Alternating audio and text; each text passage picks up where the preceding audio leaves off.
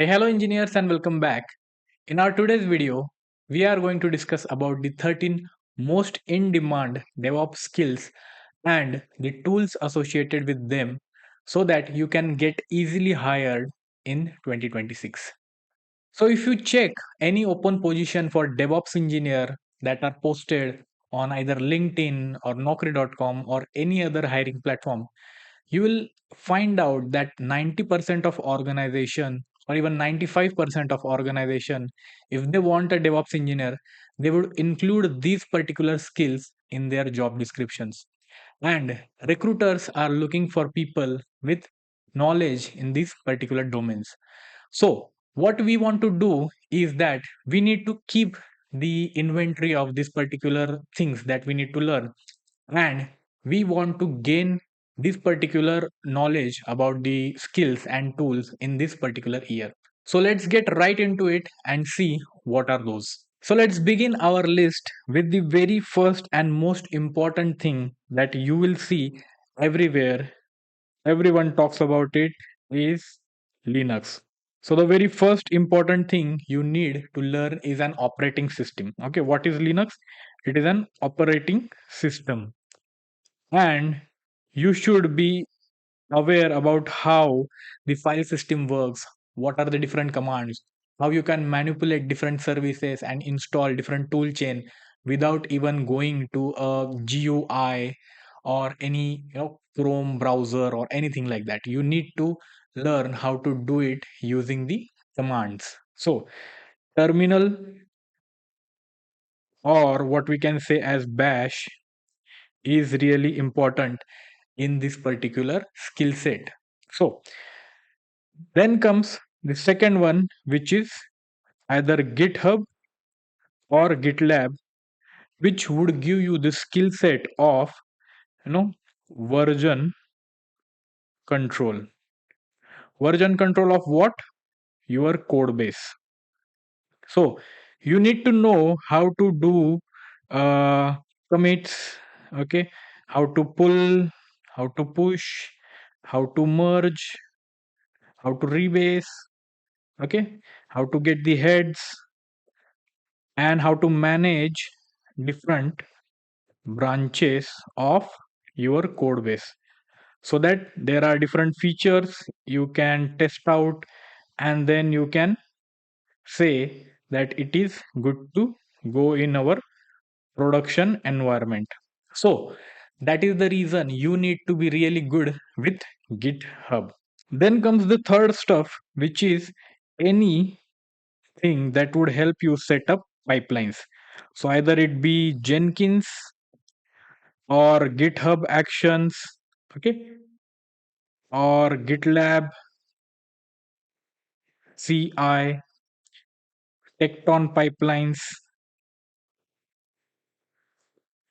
or Drone CI. Okay, so the skill that you need to learn is this: creating pipelines or developing pipelines, and the tools that you would need is either Jenkins, GitHub Actions, GitLab, or anything that your organization use in particular. But is it necessary that we need to know all of these pipeline related tools? No, we need to know one, and then we can learn the others pretty much easily. So that's why I say you need to go with one particular tool and one particular skill. If you go with all in for one particular skill with all the other tools, then you would get confused of what to learn next. So that's why one skill and one tool goes hand in hand. Then fourth is that you need to learn any cloud platform, which I would suppose majorly could be AWS or Google Cloud or Microsoft Azure. Pick any one of these and learn different cloud services. Okay, cloud services or offerings that they have based on your workload and the budget that your organization provides to you. So you need to learn compute services, then storage services, okay, storage services, then learn some networking services, okay, and bunch of different other things that are specific to the cloud service providers. Then comes something which would help you automate provisioning the cloud resources that you would need. So, for that, what we want to learn is something which is called as infrastructure as code tool. Okay, which might be Terraform, which is a leading tool right now. Uh, that is a vendor agnostic tool. It means it is not tied to a particular vendor like AWS or GCP or Azure. If you want a vendor uh, locked version, you can go for AWS cloud formation, okay, or ARM templates, Azure resource management templates, okay. You might see Pulumi and any other stuff these days. Then you need to also learn how to manage the configuration, okay. Now, once you have created the infrastructure, you might need to tweak certain configurations over there. So, a configuration management tool like Ansible or Chef would be really a good start for you. Then you can also learn what we call as a containerization technology. Containerization, for that, you can go with Docker or Podman tool. And then once you have your workload containerized, you need to have something which is called as orchestration of those containers, okay, which can be achieved using Kubernetes, which is a very hot tool these days, and everyone demands the experience on Kubernetes for any DevOps engineer. Then once you have all of this experience, you can go with something for secret management for these particular workloads, which would be a vault, HashiCorp vault, or any other vault that you would choose. But I would preferably go with HashiCorp vault. Then next is something that would help you monitor your workloads. Okay.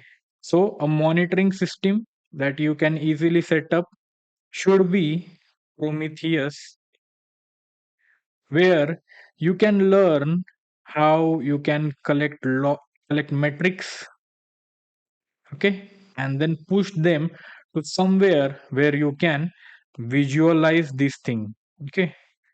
Visualization tool which you can take as Grafana, okay. So Prometheus and Grafana would go hand in hand together for monitoring solution, okay, monitoring solutions.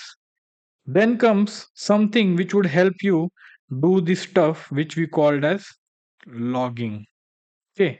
So you might have heard about ELK stack, which is Elasticsearch,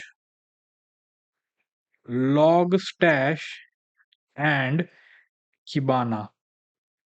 So Logstash is the first middleman of this thing. Okay. It is a middleman which would consume all the logs and then store it in a JSON format. Then it would feed it to Elasticsearch so that you can index those particular thing, which makes you search or query the entire log base really easily. And then it would be displayed over in the Kibana for the UI purpose so that you can easily search and find anything that you want. And then comes something which would help you do continuous delivery, which you might suppose to be ArgoCD, which is based on GitOps principles. Okay, so I hope you got the gist of what one particular skill I'm talking about and the associated tool that we need to see or we need to learn for that particular thing. So, what we will do now is summarize all of these things once again. So, the very first is operating system, which is Linux. Then, second, we saw is version control system called as GitHub. Then third is what we saw was about the pipelines, which might be GitHub Actions or Jenkins. Then fourth would be any cloud platform, which I would say as AWS. Fifth would be something which is called as uh, infrastructure as code automation for the cloud platforms. So we can go with Terraform. Then sixth would be a configuration management tool, which I said as Ansible or Chef. I would preferably go with any of those because both of them are really easy to learn. Then seventh, we would see something which is called as containerization using Docker. Then eight, an orchestration tool for this particular containers, which is Kubernetes. Okay. Then what we will see is something which will help us monitor this particular solution. So monitoring tool which is Prometheus. Then something which would help us visualize these things, visualization using Grafana. Then something which is for logging, that we saw as ELK stack, Elasticsearch, Logstash, and Kibana. 12th would be what was that?